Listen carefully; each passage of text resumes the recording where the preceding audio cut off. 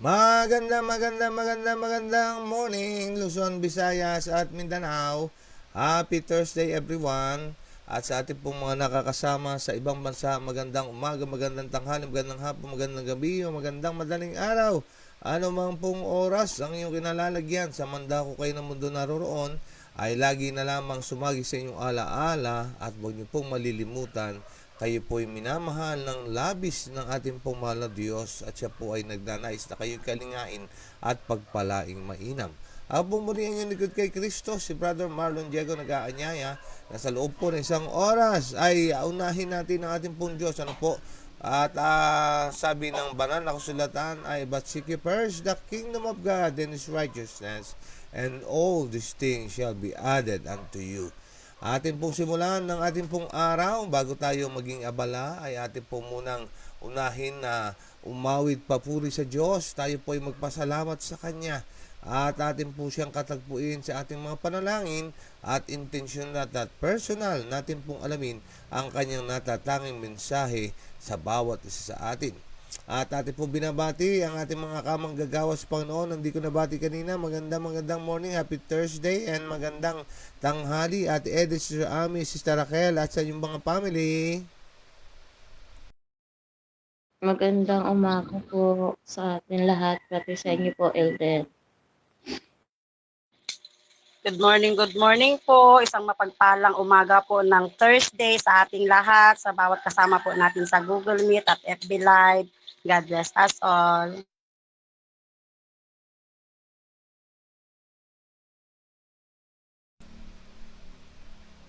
Ayan, maraming salamat sa inyong mga pagtugon. At ating pong binabati rin naman ang mga nasa FB Live na na naglagay na rin ng kanilang mga pagbati. At nariyan, Sister Melda, sabi niya ay Happy God first morning po everyone. Happy Thursday to all FB Live and Google Meet and God's messages of love. Thank you, Lord, for your guidance and protection every day. Thank you, Lord, for all the blessings. At ganyan din po ay si Ate Mary. Ang sabi niya ay, God first morning po sa lahat. God bless our devotional. God bless the family and thank you sa mga prayers. At ganyan din po si Nanay Eva. Good morning po sa atin. Lahat, God first morning po. At si Tatay Ricardo ay bumabati rin. Siyempre kasama dyan si Nanay Dita. Good morning po. Ayan, may God bless you more. Mga kapatid at tunay nga na ang aking dalangin at hiling, ang pagpapala ng Diyos ay laging sumagana po sa inyo, higit sa inyong inaasahan, sapagkat kayo lagi na riyan araw at gabi nasasabik na makipagtagpo sa ating pong Diyos at pakinggan ang kanyang tinig. At dapat till Jesus comes ay tayo po ay magsama-sama. Minsan pa mga minamahal ko, kayo po hindi obligado na pakinggan ang mga pabalita na aming dinadala, ngunit kami po'y obligado na ito'y sabihin po sa inyo, sapagkat ito'y mabuti at ito ang tagubili ng aming pong Panginoong Sus. Okay, so hayaan nyo din na ating pong babatiin din ang ilan sa mga nagkomento, nag-share ng video, nanood ng video kahapon. Ating binabati ang ating kapatid na Vic Delors, Celiesa Cain, Sister Arsenia Merioles, Sister Carl B. Velasco Rojas, Sister Joan Jones, Sir Raul Di Castro, at ganyan po ang ating kapatid na Domingo Santiago Ligaya, Sister Jennifer Casimo, ang ating kapatid na Rogin Pajares, at ganyan si Manang Melda Gustilo, Sister Flor Sanoria, Sister Judy MacLife, si Romel Sabino, Mark Perly Garcia na aking kasama sa hanap buhay, si Brother Edelberto Corsanes, Sister Biolis Paraguera, Sister Mary Ann Simbol, at ganyan din naman po si Ednoc Shine, si Brother Joel Padilla, Sister Anelia Cabahit, si Brother Marlon Bendo, Sister Joanne Abinir. By the way, ano po sa ating pong mga kasama sa morning devotional, at thank you kay Ate Edith Jones na kanya pong ina-update ang mga development doon po sa lugar po ng Lamao. At nawa ay patuloy nating idalangin. Mataas-taas na po yung yung pong kanilang patong ng mga hollow blocks, at mga ilang panahon na lang ay ito ay maaari ng bubungan. Yan, tayo po ay magsama-samang manalangin, mga minamahal ko, na ito'y mayari. At magsama-sama tayo na ating pong panampalatayanan na kapag ka ang Diyos ang nagpasimula, siya rin po ang magtatapos. God bless po sa nangunguna, Brother David Jones, at sa kanyang mga kasamahan doon, ang pamilya Binir at ang pamilya Oriel. At ganyan din si Elder, nga pala, Tabora, ay madalas natin nakikita rin doon. At binabati din sila Sister Beverly and Gracia Ocampo, Brother Jerome Dotimas ng Mindoro SDA Church, Sister Jeline Magarso Espiritu, Sister Rosemary Israel, at ang aking nanay, Myra Morenos. Ayan. At binabati rin po ang mga nasa FB. At ang sabi niya ay si Sister Emma Halos Doniego. God first morning po mga kapatid. God bless po sa lahat. Ayan, God bless po sa inyong pong buong family. At patuloy nawa ang kagalingan ng gawad ng ating mahal na Diyos kay Colonel. At ganyan din po ay Sister Arsenio Marios bumabati. Magandang umaga mga kapatid. Happy morning devotional po sa lahat ng mga kapatid. At ating binabati din ang ating po kinabibilangang distrito, ang South Bataan. Sa panguna po yan ni Pastor Ray Escabusa, ang mga churches ng Biyaan, Ipag, Hillview, ang Limay at ang Lamao Mission Group, gayon din po ang Orion. At binabati rin po natin ang mga taga-Bataan, Olongapo at Sambales ng mga churches. Yan po ang bumubuo ng Area 3 sa panguna po ng ating pong Area Coordinator, Pastor Mark Hill Sarabia.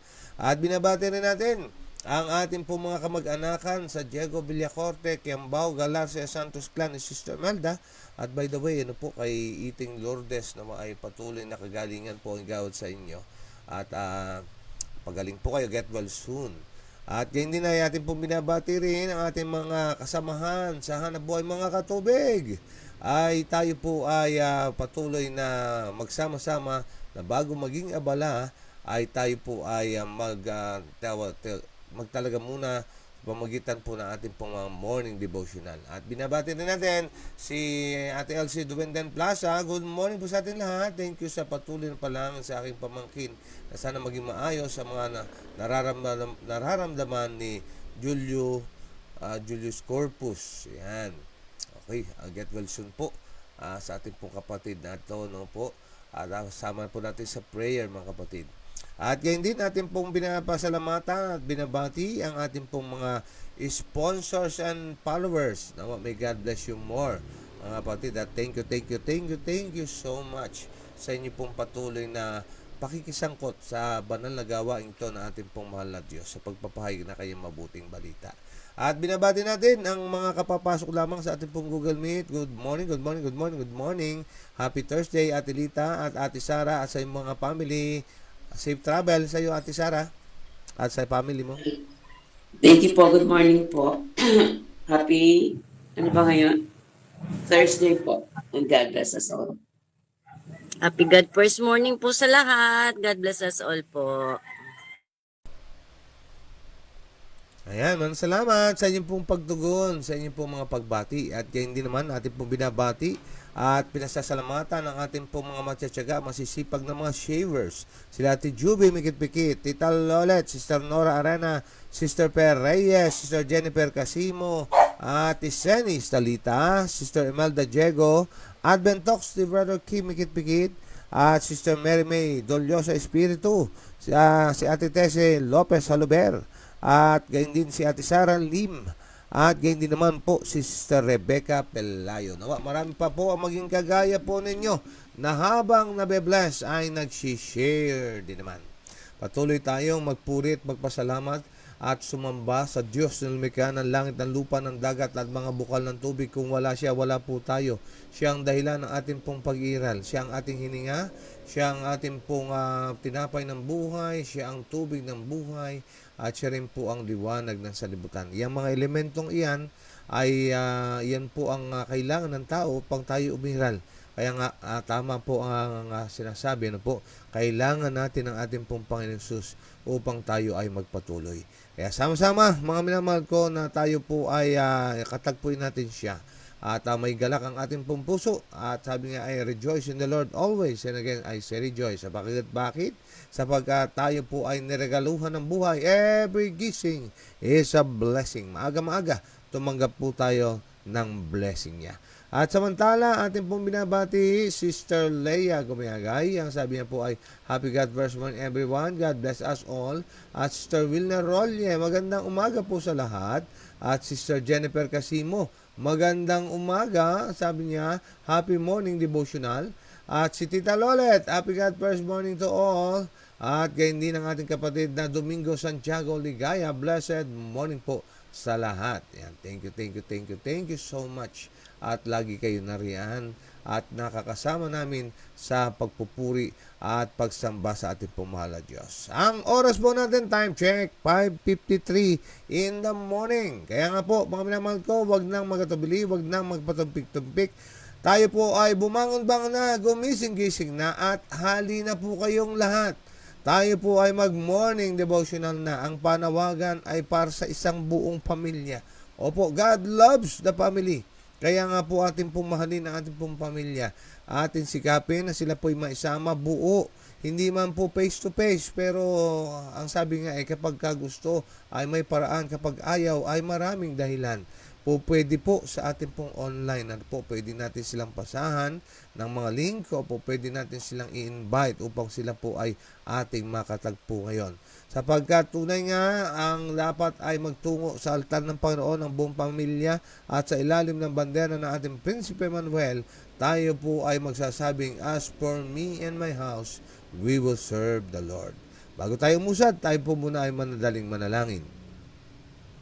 Dakila namin Diyos, oras na ito, minsan pa kami po ay nasasabik na kami po ay pumasok sa inyong pong paaralan.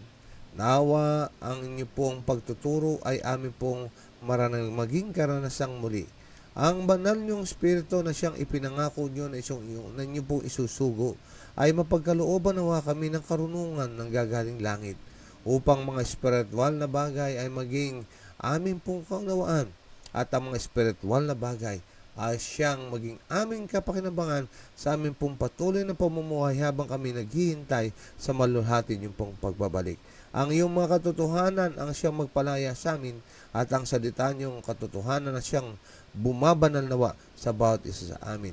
Maasa kami na sa bawat amin pong pag-aaral ay mas lalo kami magkakaroon ng malapit na ugnayan sa aming pong Panginoon, sapagkat lalo namin siya nakikilala. Nakikita namin ang kanyang pag-ibig, kahabagan, awa, at tunay na kagandahang loob, na siya'y kaakit-akit, kaaya-aya, at kaibig-ibig at karapat-dapat.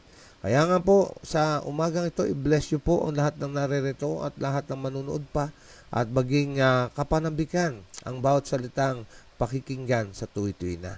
Ang iyong mga hilawang talaga upang kami po ibantayan at ingatan, at makatapos po kami na kayo nalo at tatas, kayo at kayo lamang, at wala na pong iba, at patawad po sa aming pagkakasalang alang-alang sa dakila pong pangalan ng aming pong Panginoon Jesus. Amen and amen. Okay, so hayaan niyo po natin pong ilalagay sa screen ang ating pong pag-aaralan ngayong umagang ito, no po. Okay, so may po ito, no, Agosto 7 na. Okay, so atin pong tignan ang ating pong babasahin. Wait lang po, Ayan. August 7, ang tungkulin ng Ama. Okay, mula kahapon, napaganda ng ating talakayin kahapon. Alam nyo, katangi-tangi mga manamahal ko, ang mga pagtitipon. Kaya po, kapag kayo po ay involved sa atin pong pagtatalakayan, mas nagiging interesante, mas nagiging kapakinabang sa atin, sapagkat marami tayong natutunan, at ang natutunan nga, a blessing kapag kayo po ay nagiging kasangkot. Kaya ngayong umaga ay inaanyahan ko po kayo na lagyan ng interest ang pakikinig at pagbasa, at mag-reflect po tayo mamaya-maya o habang kayo po ay nakikinig, at samahan po natin na maraming sangkap ng panalangin. Okay, heto po ang laman. Ang sabi ng Lucas 2:49, bakit mo ako hinahanap? Hindi mo ba alam na dapat ako ay tungkol sa gawain ng aking Ama? Yan. So, minsan pa, tayo po ay tutungo sa buhay kabataan ng ating pong Panginoon Sus. Kung niyo po matatandaan, ito po yung panahon na nawala ang ating Panginoon Sus sa lingap ng kanya pong mga earthly parents. At siya po ay naiwan doon po sa lugar na kanilang pinuntahan sa Jerusalem, at sila'y binalikan at natagpuan na sa templo. Ayan. So, yan po ang ating pong titingnan. Ano po? Okay, heto ang laman. Ang mga magulang ni Jesus ay taon-taon na bumibisita sa Jerusalem, alinsunod sa batas ng mga Hudyo. Sinamahan sila ng kanilang anak na si Jesus, na nooy 12 taong gulang. Sa pag-uwi nila sa kanilang tahanan, pagkatapos nilang maglakbay ng isang araw, napukaw ang kanilang pagkabalisa nang makaligtaan nila si Jesus. Nagmamadali silang bumalik sa Jerusalem na mabigat sa kalungkutang ang kanilang mga puso. Habang ang mga magulang ni Kristo ay naghahanap sa Kanya, nakita nila ang malaking bilang na dumadagsa sa templo at sa kanilang pagpasok doon. Ang kilalang tinig ng kanilang anak ay nakakuha ng kanilang atensyon. Hindi nila siya makita dahil sa karamihan. Ngunit alam nila na hindi sila nagkakamali sapagkat ang walang tinig na katulad niya na may marka ng solemn na himig, nagtaka ang mga magulang sa eksena. Ayan. So, yan po ang senaryo. No? Matapos ang mga paglalakbay, I believe, sa 3 days na paglalakbay po ito, no po, na kanilang naalala, parang tila may nawawala. At ang kanilang tignan kung anong nawawala, ang kanilang pong anak pala ang nawawala, yung ating pong Panginoong Jesus. Kaya nga, anong nangyari? Agad-agaran, mga minamahal ko, nagmamadali na sila po ay bumalik doon sa kanilang pinatunguhan upang kanilang matagpuan ng ating Panginoon Jesus na nasa loob ng church. Mga kapatid, na po ang atin pong tinitingnan. Bilang mga magulang, gaya po ng ating pong pinag-uusapan kahapon, napakahalaga po na ating pong mapag-alaman, hindi lamang po yung pisikal na kalagayan ng ating pong mga anak, kundi lalo tigit. Alam nyo, ang kalusugan kasi ganito. Ang sabi po ng WHO, ang kalusugan daw po ay isang mabuting kalagayan ng ating pong pisikal, mental, spiritual, social at emotional. Alin sa mga iyon ang makompormiso, hindi natin masasabi na nasa mabuting kalusugan. Kasi sa pagkakataong ito, mga minamahal ko, ang tinuturo sa atin, kinakailangan aware po tayo sa kalagayan ng ating mga anak. Oo nga, baka na sila ay physical na nandyan, pero kinakamusta po ba natin ang kanilang emotional? Alam nyo, paalala po sa atin, ito po'y natalakay natin kahapon. Sanhi sa pagkahumaling ng mga bata sa social media. Yung social skills nawala na po sa kanila yan. Hindi kagaya nung araw ay face-to-face ang pakikipaglaro. Meron pong pakikipag-usap ng mukha sa mukha, na kung saan makikita mo yung legit na emosyon at makakadaupang palad mo sila, natututunan nilang humarap sa mga tao. Kaya kung mapapansin nyo po sa ating mga kabataan ngayon, madali silang ma-depress. Madali po silang talaban ng mga bagay ng mundo, yung katotohanan ng mundo. Kaya kung titingnan nyo, isa ang depression sa pumapatay. Dahil sa depression, kinitil ang buhay. Lagi na lamang may mababasa tayo dito lang sa amin, sa Bataan, ay madalas may mababasa kang may nakabiting katawan dahil nagbigti. Bakit? Iniwan ng girlfriend. Alam mo, yan po, kailangan tayo pong mga magulang maging mapagbantay na malaman din natin ang kanilang kalalagayan sa kanilang pong emosyonal, sa kanilang pong mental health. Napakalaga po yan, mga mahal ko. Ayan, sa katunayan ito, ang nangyari, nakakalimutan ng ating pong Panginoon Jesus. At iyon ay binalikan nila at natagpuan doon nga po sa lugar ng tahanan ng kanyang ama. Okay, pagpatuloy natin. Ang sabi po ay ganito, ang kanilang anak, sa gitna ng maselan at matatalinong doktor at eskriba, ay nagbibigay ng katibayan ng higit na mataas na kaalaman sa pamamagitan ng kanyang maingat na mga tanong at sagot. Ang kanyang mga magulang ay nasiyahan na makita siya na pinararangalan. Sino nga ba ang hindi, kaya nga mga kabataan, na nakikinig, ano po, sa mga magulang na ngayon ay narito, ipakinig niyo po ito. Make your parents proud. Opo, mga kabataan. Napakaganda sa mga magulang na kung saan yung mabigyan natin sila ng kasiyahan. Intindihin niyo mga kabataan na ating mga magulang, sila po'y nagpagal sa inyo. Lalo na ang ating mga nanay, no po, ang kanilang buhay ay nalagay sa bingit ng kamatayan sa pagdadalang tao po sa inyo. 9 na buwan kayo dinala sa kanilang mga tiyan. At sa pagkapanganak nila sa inyo, yung kanilang mga paa ay nalagay sa katiyak na kamatayan. Actually, yung iba pa nga ay nagbuwis ng buhay. May silang lang ang kanilang mga anak. Kaya tapos, ang ibibigay lang natin ay sama ng loob at kahihiyan. Mga kapatid kong kabataan, ay magkaroon po tayo ng medyo pag-iisip dito sa ating pong binabasa na po. At itong ang ating Panginoon Jesus na nag-iwan na isang napagandang halimbawa na dapat po natin sundan. Make your parents proud. Ano po?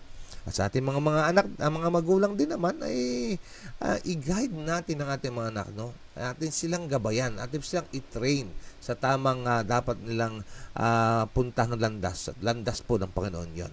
Okay, so anong nangyari na po dito sa kanilang natagpuan? Kahangahangang larawan ng kanilang nakita na po yung pong mga iskriba, mga dalbuhasa po ito sa kasulatan, mga minamahal ko, no? At mga may doctorate pa, nga. Ano pong nangyari, no?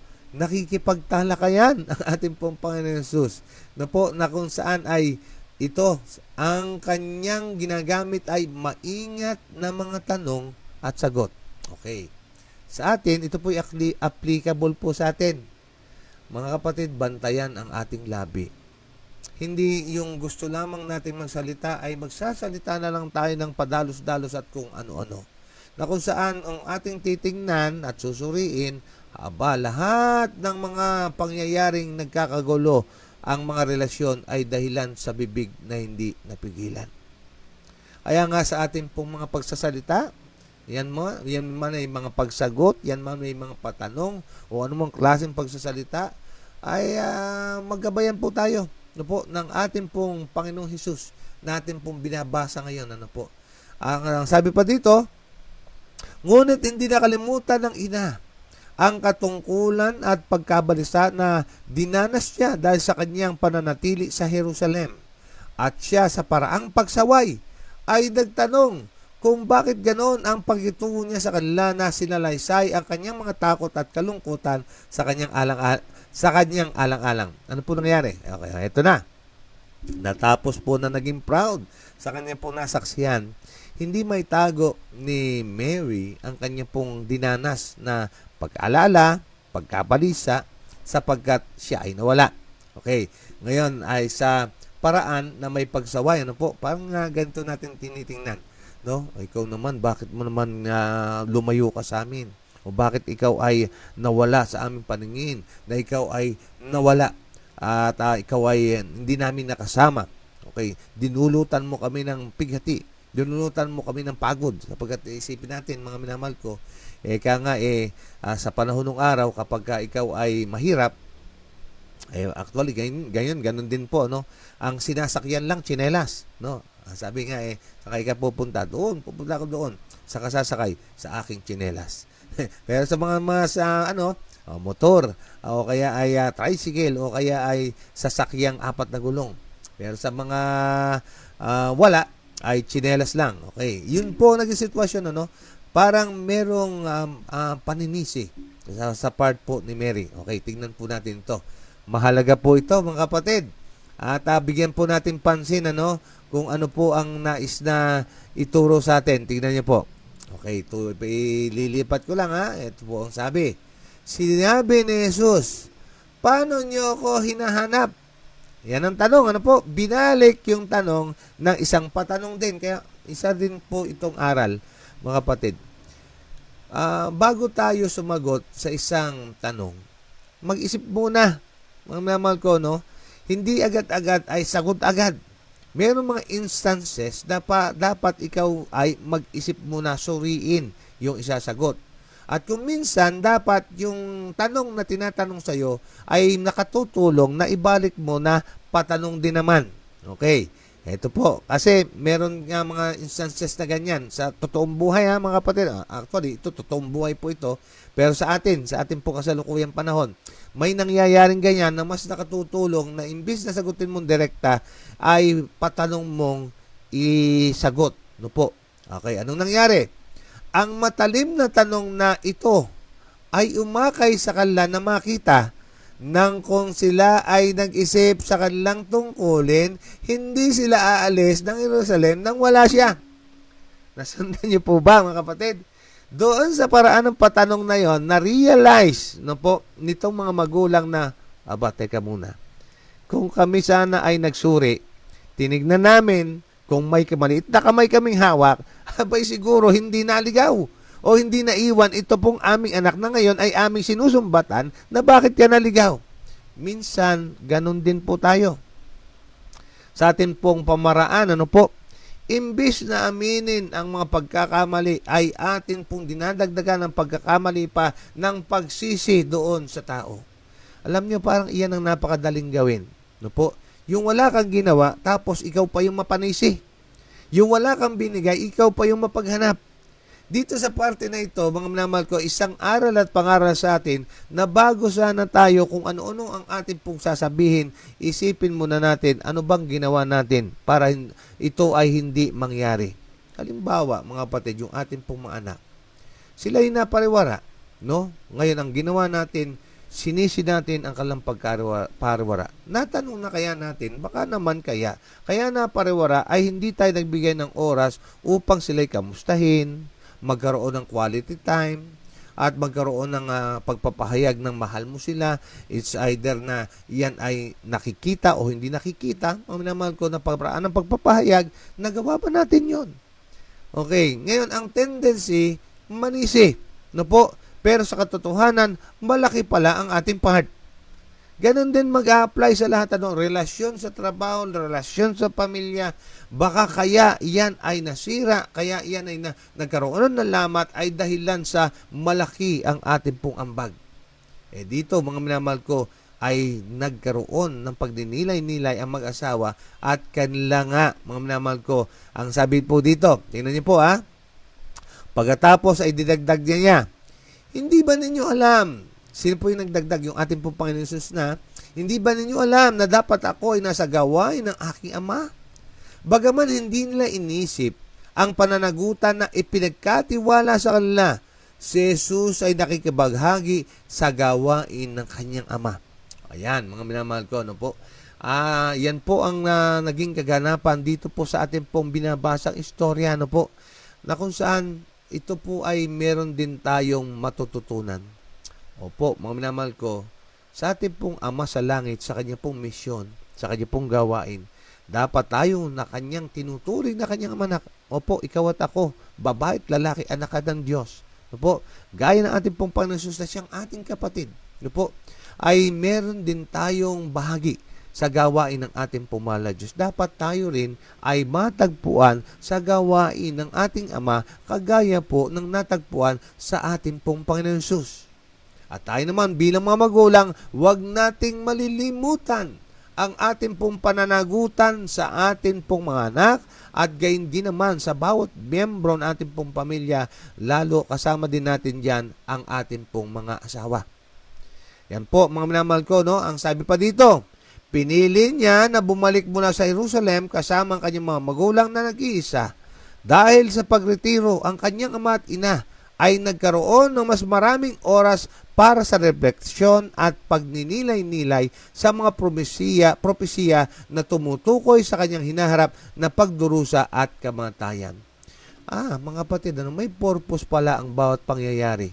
Kasi tignan niyo po ito, sa panahon na wala yung ating Panginoon Jesus, sa panahon na ito na nangyari sa kanila, ang sabi dito, tingnan niyo po, na ang kanyang ama at ina ay magkaroon ng mas maraming oras sa refleksyon at pagnilay-nilay sa mga propesiya na tumutukoy sa kanyang hinaharap na pagdurusa at kamatayan. Kaya tingnan natin ito sa isang aplikasyon sa buhay.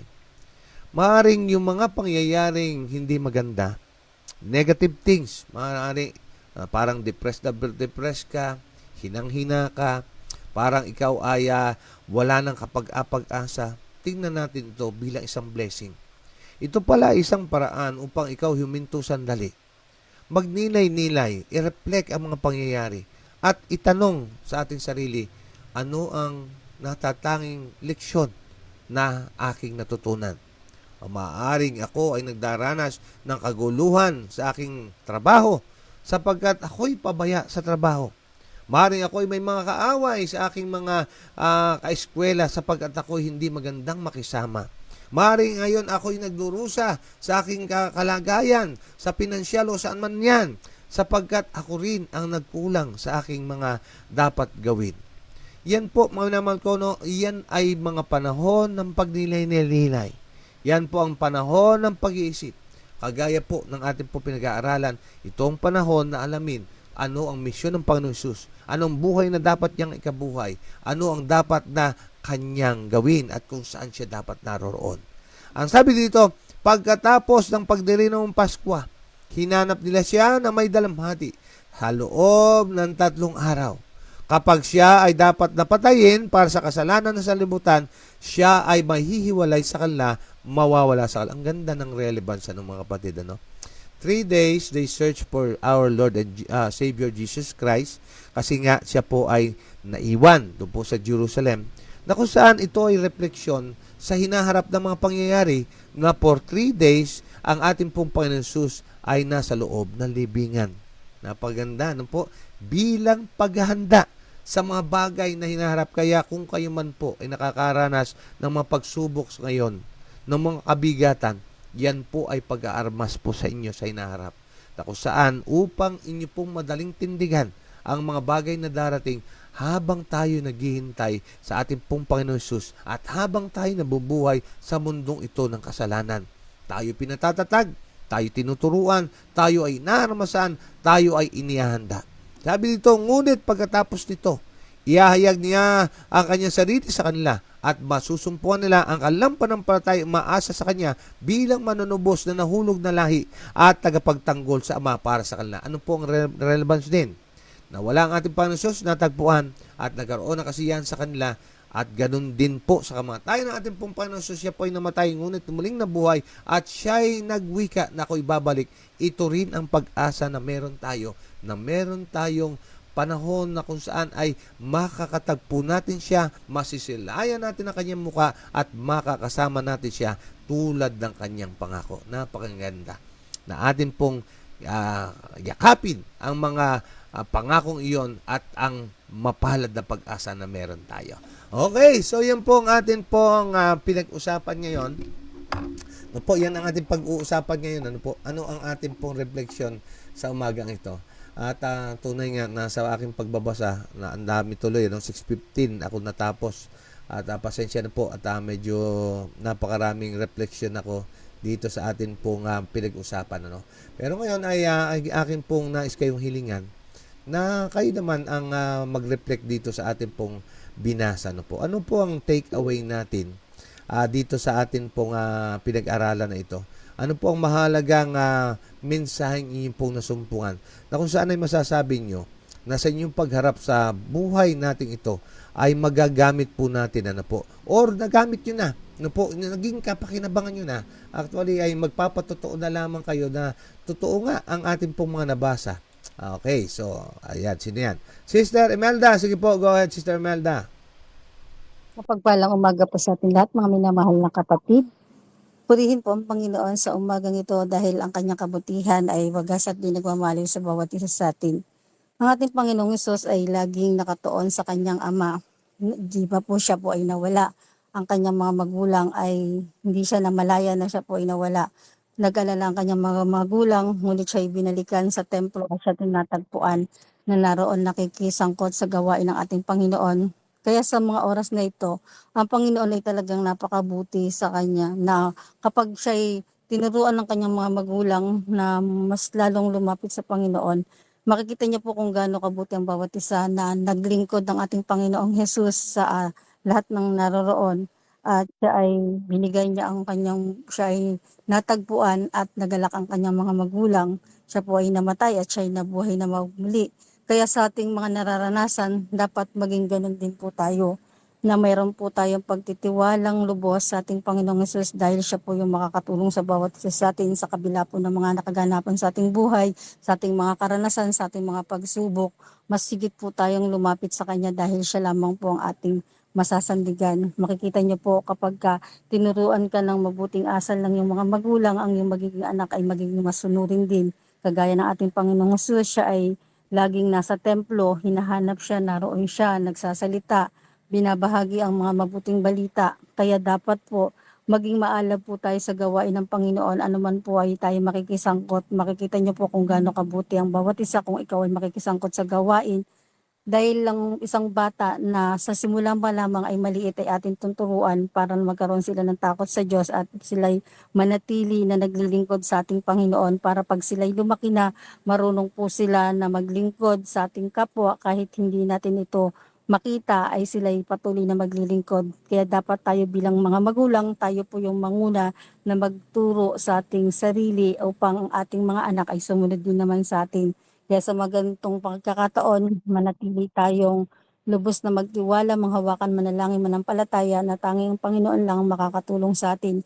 May kamatayan man pero sa pagkabandang huli may pagkabuhay na magmuli. Kaya malapit na po ang kanyang pagdating kaya wag na po tayong magwalang bahala pa. Mas lalo tayo mag-umalap sa pananampalataya at manalangin sa lahat ng oras sa ating mga pinagdaraanan kagaya ni Jesus na huwag mag-alala dahil siya ay nasa Ama. Magandang umaga po. Amen. Amen. Amen, Sister Imelda. Mga kabataan, to make your parents proud, kailangan po tayo po ay nakasandig sa isang matibay na pundasyon, yung relasyon sa Diyos. Mga minamahal kong magulang, ang responsibilidad, dalhin natin sa kanila ang pananampalataya. Gaya ng nabanggit ni Ate Edith kahapon, hindi lamang natatapos sa child dedication ang gawain po ng mga magulang. Kasi tingnan niyo po ang ating pong Panginoon Jesus. Siya po ay nasa bahay ng kanyang ama. Kapag ikaw ay nagkaroon ng relasyon sa Diyos, tiyak mo yan, yung mga kapatid, susunod po ang pagiging mabuti mong tao. Pagiging mabuti mong mamamayan, pagiging mabuti mong anak, pagiging mabuti mong manggagawa. Bakit? Sapagkat meron kang mabuting relasyon sa Diyos na bumabago ng buhay. Yan. Thank you, Sister Imelda. Okay, priority lane muna tayo, Ate Lita, pagkatapos ay Brother Dong. Hey, good morning po. Thank you, Ate Imelda. Alam niyo po yung title natin ay Tungkulin ng Ama. Makita natin sa storya nang makita ng ama na yung kanyang anak ay nawawala, di nga ba't antimano yung hinanap niya. Yun naman maganda dun sa storya eh. Pero ang ano naman do, bilang tao nga, nakakalimot kasi tayo. Nalilibang tayo sa ibang bagay kaya hindi natin namamalayan yung mga anak pala natin nawawala. Maganda lang dito sa storya kasi yung anak niya hindi napunta sa masama, kundi naandun siya sa church. Kaya nga kung tayo, mga magulang, saan natin gustong makita yung ating mga anak? Sa paglilingkod ba o doon sa sanlibutan na kinagigiliwan ng lahat ng mga kabataan ngayon? Kaya iyon, sa pamamili na yon, ang magiging gabay din tayo din pong mga magulang. Kung saan kasi tayo nakikita, doon din, para yan ang yung sabi yung inahing manok, kung saan yung naandun yung inahin, andun din yung mga inakay. Kung yung inahin ay saan yung kinagigiliwan niya, makikita mo yung mga anak ganun din Kumbaga sumusunod talaga sa magulang. Alam niyo po, naging karanasan ko yan kasi nung maliit pa si Jessa, kami umuwi ng Pangasinan at namasyal kami sa mall. Hawak-hawak ko po yung anak ko. Sa gaganda nga po nung mga nakikita mo nga paninda. Nabitawan ko po at ako'y nakitingin-tingin. Ilang saglit lang po nawala na yung anak ko. Talaga namang hindi ko malamang kung iyak. 2 taon po si Jessa. 2 taon pa lang. Kasi maya-maya, di lahat po kami, kanya-kanya na kami ng lugar kung saan namin hahanapin. Yung mga ate niya, yung mga hipag ko. Ngayon maya-maya may nagpe-page na po.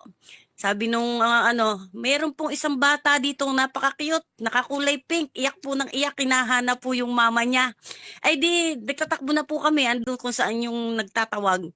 At nakita po namin, ang dami pong tao na gustong humawa kay Jessa. Pero yung anak ko, sabi niya, wala, kay mama ko lang, kay mama ko lang. Wala po talagang kahit nakahipo dun sa anak ko. Parang inaano ko lang, para si Jesus, pag alam niya kung saan yung stand niya, ipagtatanggol niya yung mabuti. Kahit pa nga magulang niya, kung alam niya na yung kanyang ginagawa ay para sa kanyang ama, nag-stand siya eh. Sinabi niya, bakit niyo ako hinahanap? Di niyo ba alam nandito ako sa bahay ng aking ama? Parang si Jessa, natutuwa ako dahil kahit sinong humawak, hindi po siya nahawakan kasi alam niya kung kanino lang siya pwedeng sumama. Sabi niya, kay mama lang, kay mama lang. Kaya nung makita ko na ano ko, takbo po siya talaga. At sabi niya, hindi po pwedeng manakaw yung anak niyo. Talagang kay mama lang. Kaya yun din magandang yung reflection doon sa ating pinag-aaralan. Kagaya ng ating Panginoon, naparito siya para maglingkod sa kanyang ama. At kahit anong mangyari, maging masakit man, maging kapalit pa ng kanyang buhay, susunod siya hanggang sa kauli-hulihan. Sana nga ganun tayo lahat, yung makasunod tayo sa kung anong kalooban ng Ama. At pagka tayo ay aminin natin, marami tayong pagkukulang na nagagawa sa harapan ng Panginoon. Hingin po natin ang tulong niya. Yan lang po. God bless us all po. Amen. Amen. Amen. Amen and amen. Thank you, Ate Lita, sa iyong pong pagbabahagi. Okay, Brother Dong, tapos ay Sister Raquel. Magandang umaga po sa lahat. Refleksyon ko po dito mga kapatid ay yung isang ama ng tahanan ay may tulad mo talaga dapat sa ama sa langit. Sapagkat ang ama sa langit, tayo po ay patuloy na hinahanap din naman. Tayo na kanyang mga anak. Na sana nga tayo matagpuan doon sa na gumagawa para sa kanya. Kung hindi tayo matagpuan na gumagawa para sa kanya, ibang na po yun, So sabi nga, ang isang ama ay talagang hahanapin yung kanyang anak kapag nawawala. Pero meron kasi minsan na ang isang ama ay naghahanap sa kanyang anak, pero doon lang pala sa loob ng kanilang tahanan yung anak na nawawala na yun. Na kailangan dapat ay kanyang maibalik doon sa gawain para sa ating Panginoon, sa kanyang ama. So yun lang po ang aking refleksyon. Maganda po ang ating pag-aaral ngayon na kung saan ay ang ama ay ang ating Panginoon na tayo po ang kanyang mga anak na patuloy niyang hinahanap na nawa po tayo matagpuan sa kanya pong gawain. Yun lang po. Magandang umaga po. Amen. Amen. Thank you, Brother Dong, sa iyo pong binagi. Alam nyo, yan ay may ikukumpara po natin doon sa nawawalang pilak. Doon nawawalang pera. Ayon sa sa mga Bible commentary, yun po daw ay tumutukoy sa pamilya na nawawala ng landas. Na minsan ay hindi natin nababaliwala natin, nandun lang para sa tahanan natin, yun po pala ay nawawala na. Kaya ang banggit ko nga kanina, hindi lang po yung physical presence ang dapat na aware tayo kung saan ang kalagayan, kundi yung lahat ng sangkap ng pagkakaroon ng mabuting kalusugan, dapat aware po tayo. Kasi minsan ay na physically nandyan sila pero mentally absent and emotionally ay ganun din ang kanilang pong pinadanas. Pero ito po, sa biro-biruan, naalala ko tuloy, sabi ni Ate Lita na nag-page, minsan mga kapatid, ito po pag-isipan niyo po ito, minsan yung mismong mga magulang, sila yung hinahanap. Sila mismo yung nawawala. Na kung saan, sa pagpe-page natin, sabi, ikaw yung nawawala, ikaw yung hinahanap ng anak mo . Ayan, may mga ganyan po, mga minamahal ko, Kaya tayo po ay nawa ang ating responsibilidad ay magpatuloy tayo mapaalalahanan na atin pong itaguyod ang ating pong mga anak, ang ating sambayan. Minsan, popokus tayo sa ating pong mga anak. Meron din po tayong mga asawa. Hindi, mali. Asawa. Pagka marami yun. Ayan, asawa. Yan, hindi lang po sa anak, kundi sa asawa rin. Okay, Sister Raquel, sige po, go ahead. Natawa ako dun, dami asawa. Ay, wala po to sa iniwan na isa lang ang magulang yung elder. Kasi po, kung maghahanap ka ng maraming magulang ay para ka na nalilito, elder. Para ka naliligaw. Iano ko lang po yung bilang kabataan po ay napag-aralan ko rin po na wag na maghanap kung saan-saan. Kung alam mo na kung nasaan ka, doon ka. Steady ka nga lang, sabi ng Panginoon, di ba po? Pag nagkaroon ka ng problema, huwag kang kung kanino lumapit, sa kanya ka lang lumapit. Diretso sa kanya, elder, di ba po? Sabi natin, diretso sa kanya. Walang makakapakinig sa atin kundi ang ating Panginoon. Pero kung papakinggan mo ang bulong ng puso mo, elder, ay mapapasama ka. Kasi po nandun po yung pagpasok na magpakamatay na lang ako. Mag-ano ka na lang ako. Di ba po, elder? Pero kung nasa sa inyo ka naman ay steady ka lang talaga sa Panginoon. Ang iisipin mo, elder, lumuhod. Mag-pray. Ganyan po ang sinasabi ko sa aking pinsan. May pinsan po ako, nasa Saudi po. Homesick siya, elder. Naho-homesick. Sabi ko po sa kanya, ano ba ang una mong inisip? Nagpunta ka dyan. Ano ba ang una mong plinano? Pinagpunta ka dyan. Di ba po? Ayusin ang pamilya. Makatulong sa mga anak.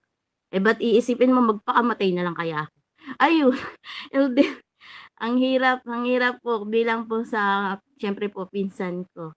Hindi ko naman po pwede sabihin po, sige. Hindi ko naman pwedeng ganunin po, elder. Ako po yung magtutulak. Ang inisip ko lang po, elder, mag-pray ka. Ano ba ang unang mong inisip bago ka umalis? Ano ba ang unang mong pinano bago ka umalis? Kasi kung ano mo yung sarili mo, para ka na ring humina ang loob at natakot. Yun lang po, elder. Amen. Amen, Sister Raquel. Ano po? Mga kapatid, mula po sa payo ng isang kabataan, maging malinaw po sa atin kung sino talaga ang ating aasahan. Yan nga, sabi nga Sister Raquel, kung sa Panginoon ka, sa Panginoon ka lagi. Hindi yun napakarami pa nating inaasahan na mapakarami pa nating pinakikinggan. Yung payo lamang ng Panginoon, sapat na. Kasi nga, yan nga mga yung binabanggit natin, magkaminsan, ang hinahanap lang natin, validation ng ating pong nagawa ng desisyon. Sinasabi lang natin, humingi tayo ng advice, pero sa katotohanan, meron ka ng desisyon. Ang hinihintay mo na lamang, may mag-ulit nung iyong nasa isip na. Napakahalaga, mga minamahal ko, sabi po ni Sister Raquel, sa Panginoon tayo umasa, at wala na pong iba. Maging malinaw nawa iyon. At Elita, meron po kayong idaragdag? Nakataas pa yung kamay nyo? Na pa po yan. Ah, Kasi po palyado na po itong aking cellphone. ayan, okay. Thank you po. Ayan, ang oras po natin ay 6:30 in the morning. Ayan, maraming salamat sa inyong pong pangapagdalo at sa inyong mga pag-share. Bago tayo makat, ay nais kong basahin ang sabi ni Sister Arsenia Merioles. Tunay nga pong dapat lagi nating i-monitor ang mga bata para sa ganon ay hindi sila maligaw ng sanlibutan gawain. Sikapin nating ituwid ang mabuting landasin pagkat mas marupok pa ang kanilang mga kalayawang gawain dito sa mundo. Sa sobrang pagpapahalaga sa kanilang paghahanap buhay, napapabayaan ang responsibilidad sa pamilya, lalo na sa mga anak. Kaya nga, po ang Panginoon ay nakapakahigpit ng pangalaga sa atin upang wag tayong makagawa ng kasamaan kung paano tayo pinahalagaan ng ating Panginoon. Thank you so much, Sister Arsenia, sa inyo pong ibinahagi. God bless everyone. Shalom and Mispa. Bye-bye.